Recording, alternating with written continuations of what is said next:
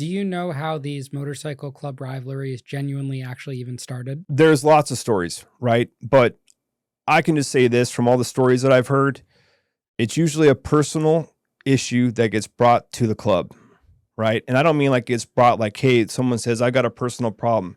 It's somebody has a personal problem with somebody else in a motorcycle club. And because they have patches on and because it goes down, guess what? The whole club gets involved because you're not going to turn your brother away if he did something like that, and you're going to be very upset with the other club if something happens to that brother. Does that make sense? Yeah. So it goes very quick.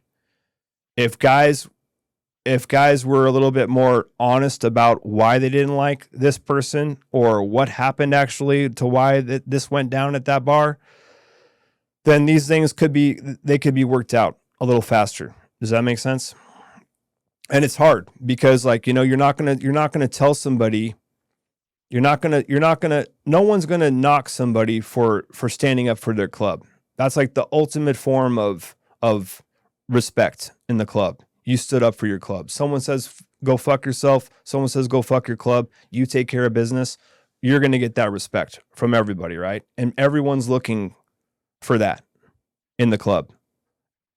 That is a weight that's out there it's there. Like people don't realize that like that weight is a reality.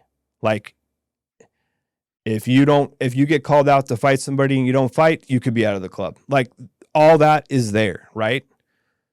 And so there's a lot of pressure with that. And that goes back to why these guys are dealing with so much stuff. And that's why it is tough to be in a motorcycle club, way beyond the conditions of riding on the road. It's just the whole mental thing behind it, you know? And when these guys leave that world, trying to get back into society where you don't have to act because nobody cares about if you're standing up for yourself or if somebody says the F word, you know what I mean?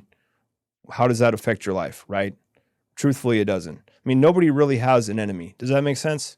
You choose to have people that you don't like. But in reality, you don't have enemies. We all know where everyone's clubhouses are. We all know where we know where people live. If we wanted to stop it all, it could all be stopped. If you wanted to extinguish a club, yes, you could extinguish a club. But that's not the goal, really. The goal is to try to live in your own harmony within your own world. Like I said, circumstances keep that from happening continuously, right? And it's all just real quick. And boom, we're set back 3 years. We're set back 5 years.